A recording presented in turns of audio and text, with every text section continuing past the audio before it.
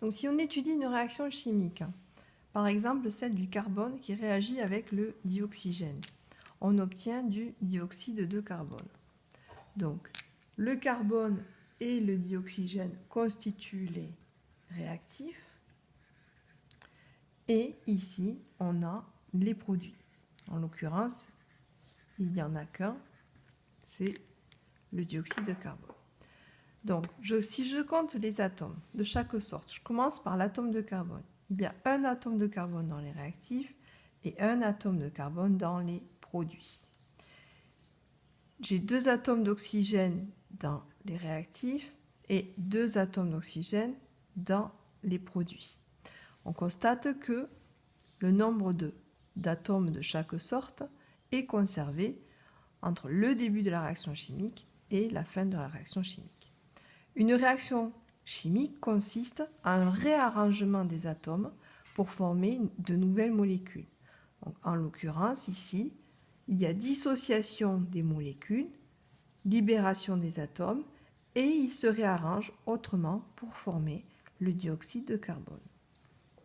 Cette réaction chimique se note. Donc, ici, on a du carbone, dont la formule est C, plus j'ai une molécule de dioxygène, dont la formule est O2, et ici, j'ai une molécule de dioxyde de carbone, dont la formule est CO2. Je viens d'écrire une équation chimique ajustée de la réaction entre le carbone et le dioxygène.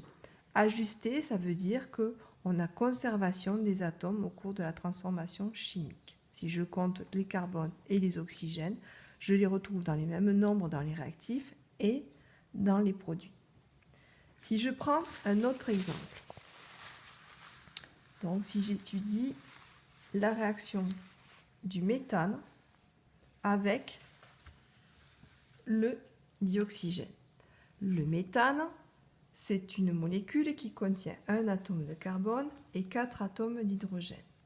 Je le fais réagir avec du dioxygène.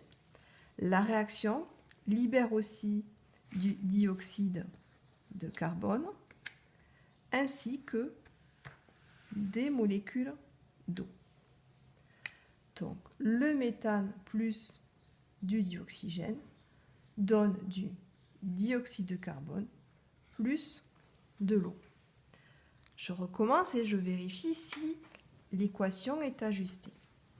Je commence par les atomes de carbone. Donc, dans les réactifs, qui sont donc ici, je n'ai d'atomes de carbone que dans la molécule de méthane. Je n'en ai donc qu'un. Dans les produits, qui sont ici, je n'ai d'atomes de carbone que dans le dioxyde de carbone, qui est ici. Donc, 1 et 1, c'est ajusté au niveau des atomes de carbone. Je poursuis avec les atomes d'hydrogène. J'en ai 4 ici et je n'en ai que 2 dans les produits. Ma réaction chimique n'est plus ajustée. Donc, je n'ai le droit de rajouter que des molécules pour que l'ensemble soit ajusté. Ça veut donc dire que ici, je manque d'hydrogène. Il faut que j'en rajoute en rajoutant une deuxième molécule d'eau. C'est-à-dire qu'au lieu de former une molécule d'eau, j'en forme une deuxième. Et si j'en forme une deuxième, j'ai bien mes 4 atomes d'hydrogène manquants. Donc regardez, 1, 2, 3, 4 hydrogènes. Et j'en avais bien 4 ici. Donc c'est équilibré au niveau des hydrogènes. À présent,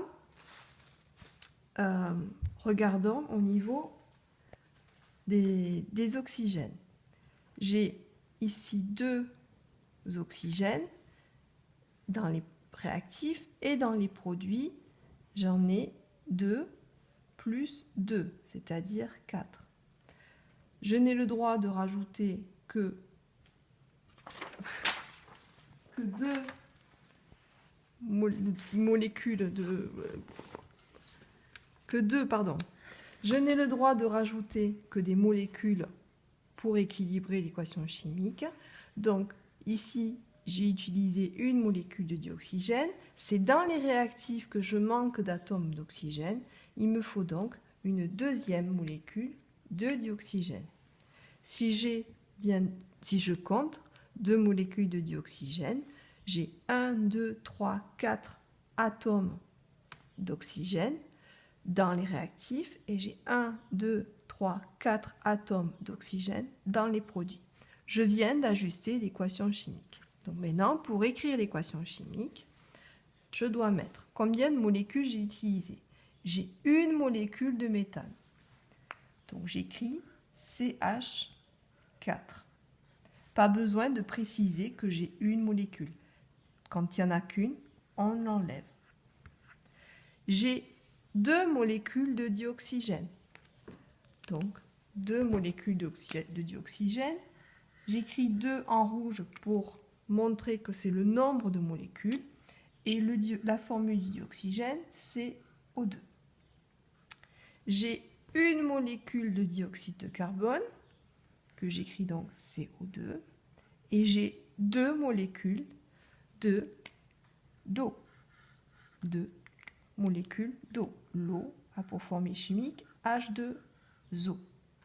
Ces nombres-là sont appelés nombres stoichiométriques.